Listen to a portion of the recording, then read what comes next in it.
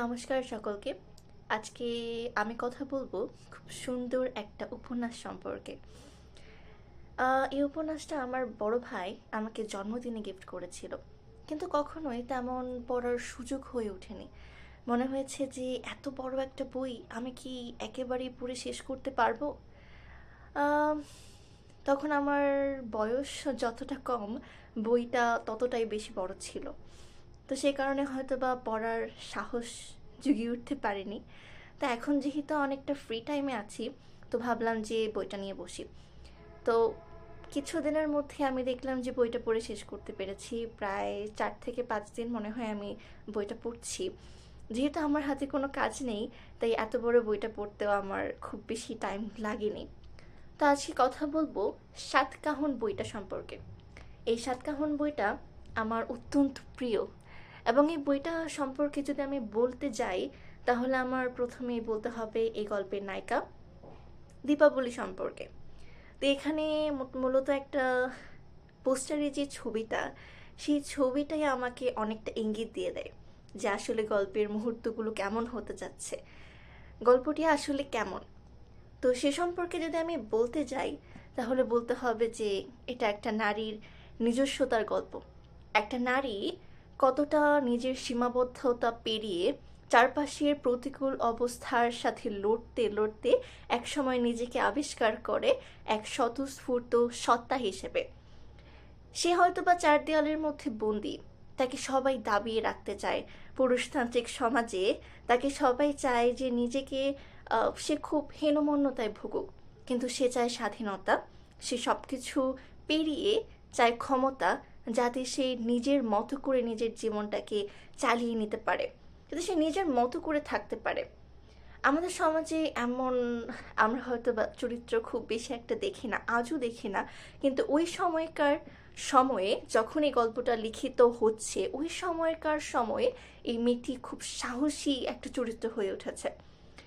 যদি আমরা এই গল্পের উত্থান থেকে শুরু করি, আমরা দেখতে পাই যে দীপাবলি চা বাগানে ঘেরা একটা খুব সুন্দর, যেখানে নদী বয়ে চলছে, টলমলে জল, সুন্দর সূর্য উঠছে, নাতিশীতোষ্ণ অঞ্চল, এমন একটা পরিবেশে সে বেড়ে উঠছে। চারিদিকে গাছপালা, তার বাবার কোয়ার্টারে সে থাকে। কি সুন্দর না তার জীবন। সেখানে সে দেখতে পাচ্ছে যে চারপাশের পরিবেশের সাথে সে খুব সুন্দরভাবে নিজেকে মানিয়ে নিচ্ছে। সে হয়তোবা ছেলেদের সঙ্গে দৌড়ে মাছ ধরতে চলে যাচ্ছে, হাতির দৌড়ানি খেয়ে ফিরে আসছে, বাসায় এসে প্রচুর বকুনিও খাচ্ছে। চারপাশের পারিপার্শ্বিক পরিস্থিতির সম্মুখে তার বাবা মা হয়তোবা এটা মেনে নিতে চাইছিল না যে মেয়ে এত বড় হয়েও ছেলেদের সঙ্গে মিশুক। কিন্তু তখন তার বয়সটা ছিল নিতান্তই অল্প, মাত্র 8 থেকে 9 বছর বয়স, কিন্তু তার সেই সময়কার পরিস্থিতি অনুযায়ী সেটাই ছিল অনেক বেশি। তাই তার মা তাকে প্রচুর বকাঝকা করতো, বলতো যে তুমি এত বড় হয়ে গেছো, এখনো পর্যন্ত তুমি ছেলেদের সঙ্গে ঘুরে বেড়াও, মানুষ কি বলবে, মানুষ 4 জন দেখছে, তারা আমাদেরকে কি মন্তব্য করবে। কিন্তু দীপাবলির তাতে কোনো ভ্রুক্ষেপ ছিল না। সে শুধু নিজের আঙ্গিকেই চলতো। সকালবেলায় ঘুম থেকে উঠে শিউলি ফুল তুলতে যেত, বিশু, খোকন সবার সাথে মিশতো। কিন্তু হঠাৎ তার জীবনে নেমে এলো এক কালো ছায়া। 12 বছর বয়সে হঠাৎ করে তাকে সম্মুখীন হতে হলো এক কঠিন পরিস্থিতির, যেখানে তাকে বিয়ে দেওয়া হলো একটি অসুস্থ ছেলের সঙ্গে, যেখানে সেই ছেলেটিরও বয়স খুব বেশি নয়। এবং তার বাবা মা আনমোনা দোমনা করে বিয়ে দিয়ে দিলেন। একদিনের সংসার ছিল সেখানে, সেই সংসার করে সে ফিরে আসলো। তার মধ্যে সে তখন বুঝতে পারলো সে 11 বছর বয়সী, সে যেন অনেক বড় হয়ে গিয়েছে। সে একদিনের রাত তার সারাটা জীবন কাঁদিয়েছে। সে একটা রাত তাকে সবসময় দৌড়ে বেরিয়েছে। সে যেন কখনো সেই রাতের স্মৃতি মুছে ফেলতে পারে না। তার পরদিন তার শ্বশুরবাড়ি থেকে খুবই পালিয়ে আসতে হয়েছে, এবং সেই পথটা প্রতিকূল ছিল প্রচুর। কারণ তার বয়স ছোট, সে এত ছোট বয়সে এত পথ কখনোই পাড়ি দেয়নি। কতগুলো নৌকা পেরিয়েছে, কতগুলো বাসে উঠেছে, তারপরেও সে অটল ছিল যে না, আমাকে বাসায় পৌঁছাতে হবে। আমার মনে হয় এই যে গন্তব্যে পৌঁছানো, এই যে বাসে ওঠা, এই যে নৌকা দিয়ে পাস হওয়া, এগুলোই তার জীবনকে খুব অমূল্য করে দিয়েছে। সে এই যে পথটা পার হলো, এরপরেই তার আত্মবিশ্বাস চলে আসলো যে আমি তো অনেকটা পথ চলে এলাম। যেখানে আমি কোনোদিন ভাবতেই পারতাম না যে আমি হয়তো বা আসতে পারবো, সেখানে আমি চলে এসেছি। এটা সে যখন ভাবলো তখন তার মধ্যে আত্মবিশ্বাস আস্তে আস্তে বাড়তে শুরু করলো। এবং সে তখন অসুস্থ ছিল, অসুস্থ অবস্থায় সে এতটা পথ এসেছে। যখন সে আসলো তখন পরিবারের মানুষজন তো অবাক। আরে, মেয়ে চলে আসলো এত তাড়াতাড়ি, বিষয়টা কি, কি হয়েছে সেখানে? তো এইসব নিয়ে যখন আলোচনা হচ্ছে, পরপর ঘটনাবলী ঘটছে, তখন সে হয়তো বা নিজেকে খুবই নিম্ন মনে করতে থাকলো, তার মধ্যে হীনমন্যতা কাজ করতে থাকলো। সে ভাবলো যে আমাকে বাবা মা এত ছোট বয়সে আমাকে এত বড় খাদের দিকে ঠেলে দিয়েছে, যাদেরকে আমি বিশ্বাস করতাম, যাদেরকে আমি ভালোবাসতাম, তারা আমাকে এমনভাবে খাদে ফেলে দিতেও দ্বিধা করলেন না। এবং তার পরবর্তীতে খুব খারাপ লাগছিল যখন তার ঠাকুমা তাকে বৈধব্যের জীবন বেছে নিতে খুবই জোর করেছিল। জোর করাটা বলা যায় না। তখন তার পরিস্থিতি ওরকম নয় যে সে মাথা তুলে বলবে যে আমি সেটা মানব না। কিন্তু তার মা বাবার অতটা ভ্রুক্ষেপ না থাকলেও তার ঠাকুমা তাকে দিয়ে সব ধরনের বৈধব্যের নিয়মাবলী পালন করাতে চেয়েছেন। তিনি চেয়েছেন যেন সে সাদা শাড়ি পরে, সাদা থান পরে থাকে, তাকে নিরামিষ ভোজন করিয়েছেন। তো এসবের পরবর্তীতে সে নিজেকে খুব গুমড়ে নিল। সে খুবই নিজেকে একটা ঘরে আবদ্ধ করে ফেললো। তখন সে মনে হয় ক্লাস 10-এ উঠবে, এমন একটা সময় সে খুব মনোযোগ দিয়ে পড়াশোনা করতে থাকলো এবং নিজেকে শুধুমাত্র পড়ার গণ্ডিটাতেই আটকে রাখতে চাইলো। সে আর বাইরের পরিবেশটাকেই মেনে নিতে পারছে না। তার মনে হচ্ছে লাইফে খুব বড় একটা পরিবর্তন চলে এসেছে। সে কারোর সাথে মেশে না এখন, খোকন বিশুদের সঙ্গেও কথা বলে না, বাইরে বের হয় না, শুধু একা একা বসে বই পড়ে, তার নিজের পড়াশোনা করে। তো ওই সময়টা তো ওর কাছে খুবই খারাপ একটা সময় ছিল। এর পরবর্তীতে সে যখন ক্লাস 10-এ খুব ভালো একটা রেজাল্ট করলো, সেক্ষেত্রে তার বাবা তাকে অকৃত্রিম স্নেহে আলিঙ্গন করেছিল এবং সেই সময়টা সে একদম শেষ মুহূর্ত পর্যন্ত মনে রাখে। তার লাইফে সে দুইটা মানুষকে খুব বেশি প্রায়োরিটি দিয়েছিল। একটা মানুষ হচ্ছেন তার টিচার, সত্য সাধন মাস্টার, আরেকজন হচ্ছে তার বাবা। যেই মানুষটা তাকে হয়তো বা ছোট বয়সেই বিয়ে দিয়ে দিয়েছিল, তারপরেও সে মানুষটাকে সে শ্রদ্ধা ভরে স্মরণ করেছে অন্তিম দিন পর্যন্ত। কখনো তার প্রতি অশ্রদ্ধা আসেনি। হয়তো প্রশ্ন উঠেছে, হয়তো বা কখনো কখনো মতের অমিল হয়েছে, কিন্তু বাবার কৃতজ্ঞতা সে কখনোই ভুলতে পারেনি। আর সত্যসাধন মাস্টার তো তার মধ্যে আরও অন্যতম। তিনি তাকে এমনভাবে গড়ে তুলেছিলেন, তিনি শুধু বলেছিলেন যে দীপা, তুমি তোমার কাজ করে যাও। আমার ধারণা তুমি অবশ্যই একজন খুবই বড় রকমের স্বপ্নচারী হতে যাচ্ছ। তোমার জীবনটাকে তুমি কখনো আবদ্ধ রেখো না। এবং সেই কথাগুলো সে পরবর্তীতে খুবই মেনে চলেছে। তার পরবর্তী লাইফে সেগুলো খুবই ইফেক্টিভলি কাজ করেছে। এবং এরপরে যখন সে জলপাইগুড়িতে যায়, যেখানে তার শ্বশুর বাড়ি ছিল, সেই এলাকাতেই সে কলেজে ভর্তি হলো, সেখানে গিয়ে হোস্টেলে উঠলো এবং সে আস্তে আস্তে বৈধব্যের জীবন থেকে নিজেকে টেনে বের করলো। সে বলল যে না, আমি কেন হীনমন্যতায় ভুগবো, এটা আমার জন্য তৈরি না। আমি খুবই একটা পরিস্থিতির মধ্যে পড়ে গিয়েছিলাম, আমাকে ফেলে দেওয়া হয়েছিল, আমি সেটা থেকে অবশ্যই বের হয়ে আসবো। সে সেখান থেকে বের হয়ে আসলো, পড়াশোনা শুরু করলো, নতুনভাবে মানুষের সঙ্গে মিশতে শিখলো। এবং যখন সে মানুষের সঙ্গে মিশতে শিখলো, যখন সে হোস্টেলে দেখলো মেয়েদেরকে, তার খুবই কষ্ট হচ্ছিল, তার খুবই দুঃখ হচ্ছিল মেয়েদের পরিস্থিতি জেনে। কারণ তখনকার সময়ে মেয়েরা সবসময় নিজের শাড়ি, নিজের গয়না, এইসব ক্ষুদ্র বিষয়, কার চেহারা সুন্দর, কার চেহারা সুন্দর না, কে কেমন করে হাসে, কার কি প্রেমিক আছে, এসব নিয়ে সবসময় কথা বলতো। এবং সে এগুলোর বাইরে, তার গণ্ডিতে এগুলো আটকায় না।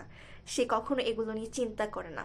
যখন সে দেখলো তার আশেপাশের মানুষজন সবাই এগুলো নিয়ে চিন্তা করছে, তারা সবাই সারাদিন এগুলো নিয়েই থাকছে, তার মনে হলো যে সে এগুলো থেকে কিছু শিখতে পারছে না, বরং সে নিজের যে নিজস্বতা সেটাকেই যেন হারিয়ে ফেলছে। তারপর দেখা গেল সে ছেলেদের সঙ্গে মেশা শুরু করলো। এতে করেও নানা ধরনের সমস্যা, নানান মানুষ নানা ধরনের কথা বলতে শুরু করলো। বলল যে কেমন মেয়ে তুমি, কেমন মেয়ে, তুমি দেখি ছেলেদের সঙ্গে এমন ভাবে মিশছো যেন খুবই বাজে ইঙ্গিত দেওয়া শুরু করলো। ও ওকে বলা হলো যে তোমাকে হোস্টেল থেকে বের করে দিব তুমি যদি এরকম ভাবে চলতে থাকো, তোমার বাবাকে নোটিস করব। তারপর সে নিজে থেকে আস্তে আস্তে বুঝলো যে ব্যাপারটা খুব খারাপ দিকে গড়িয়ে যাচ্ছে। তো সে নিজেকে গুটিয়ে নিল। কিন্তু তার কাছে মনে হয়েছিল কেন সে কথা বলবে না? ছেলেদের সঙ্গে কথা বললেই কি সে খারাপ হয়ে গেল? নাকি ছেলেরা চায় না যে পুরুষতান্ত্রিক সমাজে সে ছেলেদের মতো সমকক্ষ হয়ে উঠুক? ছেলেরা যখন রাজনীতি নিয়ে কথা বলে তখন সেও রাজনীতি নিয়ে কথা বলুক। সমাজ হয়তোবা চায় না সে তাদের মতো করে শিখুক জীবনটাকে উপভোগ করতে। একটা ছেলে ওই সময় যেমন চা খেতে একটা খুবই রেস্টুরেন্টে যেতে পারতো, তখন একটা মেয়ে সেরকম ভাবে যেতে পারতো না। তার ক্ষেত্রে সেটা খুব ভালো দৃষ্টিতে দেখা হতো না। কিন্তু আসলেই কি তাই? মেয়েরা কেন যেতে পারবে না? তার মনে হয়েছিল, প্রশ্ন জেগেছিল, সে প্রশ্ন করেছিল প্রতিনিয়ত যে কেন কেন কেন কেন আমাকে ছেলেদের সঙ্গে মিশতে দেওয়া হচ্ছে না? আমি কেন বাইরে গিয়ে চা খেতে পারি না? আমি কেন ছেলেদের সঙ্গে রাস্তায় দাঁড়িয়ে কথা বলতে পারি না? কেন? এবং এগুলো থেকেই সে নিজেকে নতুনভাবে সৃষ্টি করলো। জলপাইগুড়ি কলেজেও সে খুব ভালো রেজাল্ট করলো। সেখান থেকে দাঁড়িয়ে সে তারপর কলকাতা গেল। কলকাতায় গিয়ে বিশ্ববিদ্যালয়ে ভর্তি হলো। তার পছন্দের বিশ্ববিদ্যালয়ে হয়তো পারেনি, আশেপাশের কিছু বিশ্ববিদ্যালয়ে ভর্তি হলো, তবে ভালো। সেখানে সে পরিস্থিতির সম্মুখীন হলো নানান ধরনের। তার বাবা হঠাৎ এক ভুল করে বসলেন। সেই ভুলের আঙ্গিকে সে বাবাকে হয়তো অনেক কিছু বলে ফেললো। এবং সে অপরাধ বোধ থেকে তার বাবা পরের সারাটা জীবনে চেয়েছিল মেয়েটা যেন তার খুব বড় রকমের কিছু হয়, যেন খুব বড় রকমের স্বপ্নচারী হয়। তো এই যে পদক্ষেপগুলো সে নিচ্ছিল, তার কাছে মনে হচ্ছিল যে খুব নতুন কিছু সে করছে, সমাজের বাইরে গিয়ে কাজ করছে। এমনটা তার কিন্তু মনে হয়নি। আশেপাশের মানুষজন তাকে কটাক্ষ করতে ভোলেনি, ভোলেনি তার সমালোচনা করতে। কিন্তু সে এগিয়ে গেছে নিজের মতো করে। তার চলার পথে কত রকমের মানুষের সঙ্গে তার পরিচয় হয়েছে। সে কত রকম মানুষকে যাচাই করতে শিখেছে। কত রকমের ছেলে এসেছে তার জীবনে। এসে যখন তাকে ভালোবাসার বাঁধনে বাঁধতে চেয়েছে, তখন সে বলেছে যে তার বৈধব্যের কথা। কেউ স্বীকার করেছে, কেউ করেনি, কেউ পালিয়ে গেছে। বলেছে যে এমন মেয়েকে তারা বিয়ে করতে পারবে না, এমন মেয়েকে তারা স্বীকার করতে পারবে না যদি তার নিজের কোনো এই বিষয়ে ভ্রুক্ষেপ ছিল না।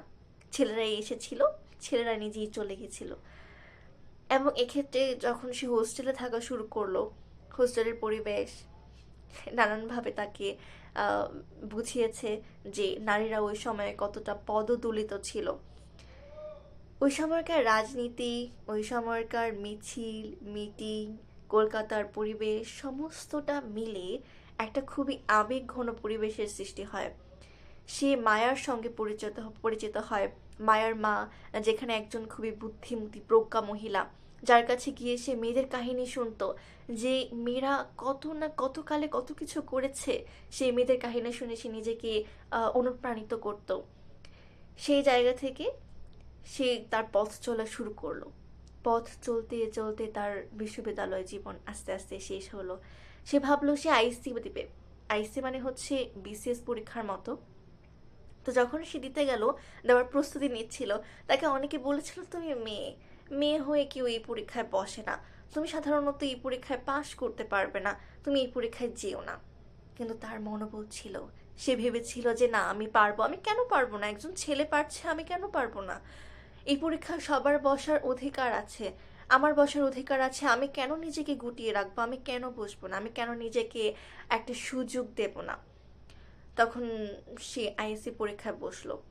কিন্তু দুর্ভাগ্যবশতভাবে পরীক্ষা খারাপ হওয়ায় সে অন্য আরেকটা পরীক্ষা দিয়েছিল সরকারি, সেটাতে করে সে এক সরকারি কর্মকর্তা হয়ে বসলো। সেখানে গিয়ে একটা নতুন পরিস্থিতির সম্মুখীন হলো। দেখলো যে একটা এমন পরিবেশে তাকে পাঠানো হয়েছে যেখানে মানিয়ে নেওয়াটাই অনেকটা মুশকিল। এরকম একটা পরিবেশ, তামাটে গরম, সেখানে এত উত্তাপ খরার পরিস্থিতি। এবং সেই সব মানুষদের কথা যখন সে ভাবতো, যে তাকে যে এলাকাটায় দেওয়া হয়েছিল, সে মানুষদের জলের অভাব, খাদ্যের অভাব, চাকরি বাকরির অভাব, অর্থাভাব, চারিদিকে শুধুমাত্র দুঃখ, কষ্ট, বেদনা। যেখানে সে দায়িত্বপ্রাপ্ত অফিসার, সে তাদের জন্য কিছু করতে পারছে না। তাদের ওপরওয়ালাদের আহ, চোখ রাঙানি আর তাদের অর্থের যে লোভ, সে তাকে কখনোই সে কাজগুলো করতে দিচ্ছিল না। যেখান থেকে সে খুবই বিরক্ত হয়ে সে জায়গা থেকে রিজাইন নিল। সে রিজাইন নিয়ে চলে আসলো আবার কলকাতায়। কলকাতায় এসে নতুনভাবে বাসা বাঁধলো, নতুনভাবে নিজের পরিবেশকে গুছিয়ে নিল, গুছিয়ে আবার শুরু করলো। সে ভাবলো যে এবার থেমে যাব না, এবার আইএসসি পরীক্ষা আমাকে ভালো করতেই হবে। 1 বছর টানা আবার পড়াশোনা করলো, আইএসসি পরীক্ষা দিল, এরপর দিল্লিতে গিয়ে আবার অফিসার হয়ে বসলো। এবার তার জীবনে এলো আরেক ঘটনা, যেখানে সে নিজেকে আবিষ্কার করলো এক অন্য রূপে। তো সাধারণত আমরা মেয়েরা যারা আছি ওই সময়কার সময়ে দেখা যেত যে মেয়েরা শুধুমাত্র মনে হতো যে পুরুষদের আহ, আনন্দ যাওয়ার জন্য তৈরি, পুরুষদের সবসময় যত্ন করবে, পুরুষদের সবসময় আহ্লাদে থাকবে, এমনটাই যেন বলা হতো। পুরুষরা যেন মেয়েদেরকে পুতুল হিসেবে ব্যবহার করত। তো একজনের সঙ্গে তার পরিচয় হলো একটা পরিবারের সঙ্গে। সেই পরিবার তাকে চাইলো বৌমা বানাতে, এবং তার আগের সমস্ত কিছু জেনেই তারা মেনে নিল। এবং সে যখন দেখলো যে তাকে এত সুন্দরভাবে তারা আগ্রহ নিয়ে আমন্ত্রণ করছে একটা নতুন জীবন শুরু করার, সে লোভটা সামনে রাখতে পারল না। সে সেখানে নিজেকে একজন বউ হিসেবে মানিয়ে নিল।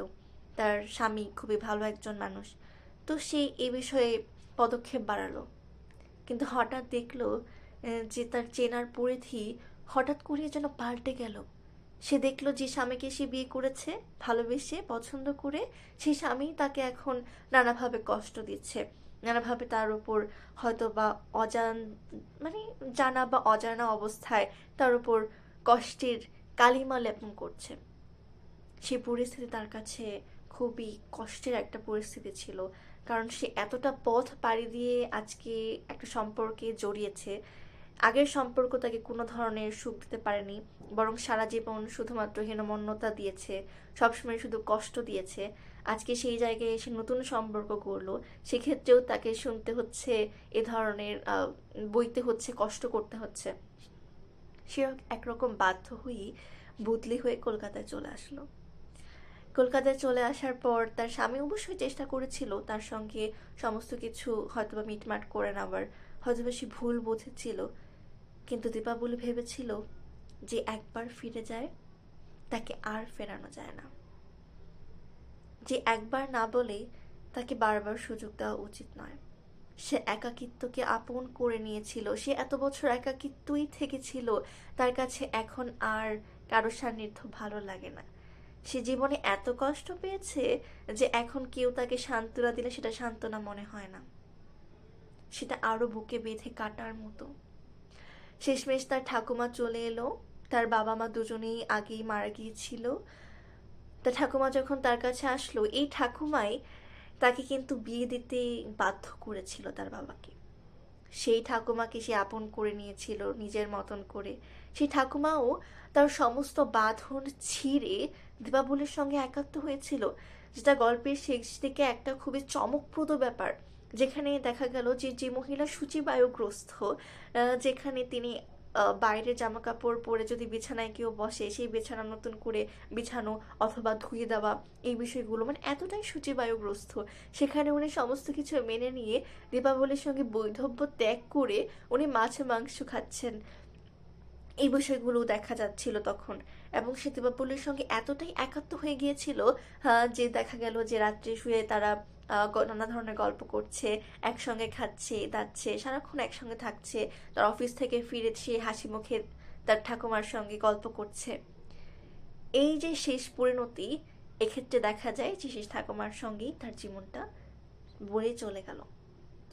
তো আজকের এই গল্প আমার কাছে খুবই চমকপ্রদ, এবং আমার কাছে মনে হয়েছে যে প্রতিটা নারীরই এরকম হওয়া উচিত।